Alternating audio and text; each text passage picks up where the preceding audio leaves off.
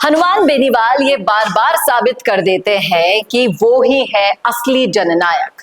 हम ऐसा क्यों कह रहे हैं, उसका ताजा उदाहरण भी आपको इस वीडियो में दिखाने वाले हैं, इसलिए बने रहेगा आखिर तक हमारे साथ।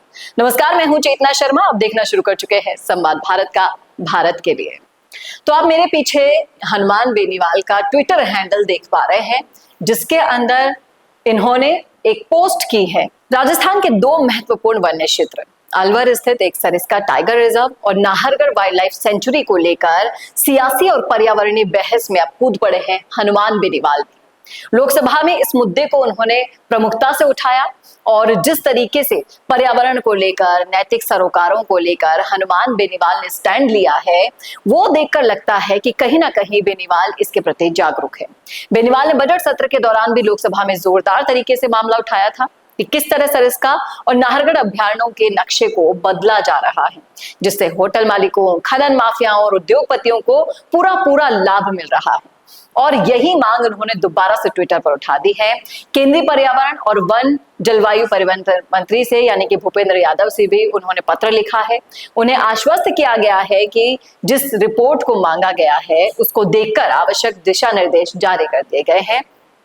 अब आपको बता दें कि हनुमान बेनीवाल ने साफ आरोप लगा दिए कि सरिस्का और नाहरगढ़ के इको सेंसिटिव जोन में सुप्रीम कोर्ट और एनजीटी के स्पष्ट निर्देशों के बावजूद भी 1 दर्जन से ज्यादा होटल और सिलीसेड अजबगढ़, जम्वारामगढ़ क्षेत्रों में संचालित हो रहे हैं। उन्होंने ये तक आरोप लगाया कि राज्य सरकार केवल नोटिस देकर औपचारिकता पूरी कर देती है, जबकि व्यावसायिक गतिविधियां लगातार वहां पर जारी हैं। हनुमान बेनीवाल ने इस संबंध में मुख्यमंत्री भजनलाल शर्मा जी से भी मांग की है। सरिस्का और नाहरगढ़ के नक्शे में किसी भी तरह का बदलाव ना हो, उसे रोका जाए। प्रतिबंधित क्षेत्र में जो भी कमर्शियल गतिविधियां चल रही हैं उन्हें तुरंत बंद किया जाए। दोषियों पर आर्थिक दंड और आपराधिक मुकदमे दर्ज किए जाएं। ये सारी मांगे बेनीवाल ने उठाई है। जिन अधिकारियों ने सत्ता और संरक्षण में खेल रचा, उनके खिलाफ भी कार्यवाही होनी चाहिए। इसी के साथ साथ बेनीवाल ने दक्षिणी जयपुर के डोल का बाढ़ क्षेत्र में प्रस्तावित पीएम यूनिटी मॉल के लिए भी लगभग जो 2500 पेड़ों की कटाई का प्रस्ताव आया है, उसका भी कड़ा विरोध किया है। उन्होंने इसे विकास की आड़ में विनाश की नीति भी करार दिया है और सरकार से परियोजना पर पुनर्विचार करने और क्षेत्र के संरक्षण की मांग करने की भी मांग की है। अब हनुमान बेनीवाल की इस पहल को केवल राजनीतिक विरोध नहीं है, ये उन हजारों लोगों की आवाज है जो अपने वन्य, जल और जैव विविधता के लिए, रक्षा के लिए चिंतित हैं, उनको प्राथमिकता देते हैं। अब पर्यावरणीय संरक्षण अब सिर्फ एक्टिविस्टों की जिम्मेदारी नहीं है, बल्कि अगर राजनेता भी इसी तरह जागरूक रहे तो तमाम तरह की जवाबदेही सरकारों की बन जाती है। और जब ये सवाल सिर्फ सरिस्का और नाहरगढ़ या फिर जयपुर के दक्षिणी क्षेत्र का नहीं है, ये सवाल है आने वाली पीढ़ियों को जो सौंपा जा रहा है।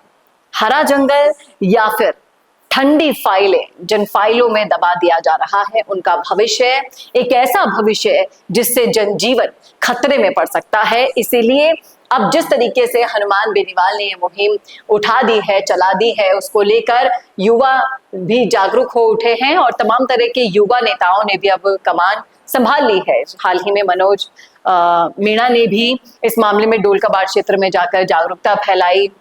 अब लगता है कि एक बार फिर से चिपको आंदोलन या खेजड़ी आंदोलन की राह पर युवा निकल पड़ेंगे और सरकारों को मुंहतोड़ जवाब देंगे। और इस पूरी कार्यवाही में हनुमान बेनीवाल जैसे नेता तो साथ हैं और एक बार फिर से उन्होंने साबित कर दिया है कि वो अपनी राजनीतिक रोटियां सेकने के लिए बल्कि जनता के लिए, जनता के विकास के लिए, फ्यूचर के लिए ही आवाज उठाते हैं। क्या कहते हैं आप इस मुद्दे पर? रखिएगा राय कमेंट बॉक्स में। अगर कोई आंदोलन होता है इस मुद्दे को लेकर तो क्या आप बेनीवाल का साथ देंगे? रखिएगा राय कमेंट बॉक्स में।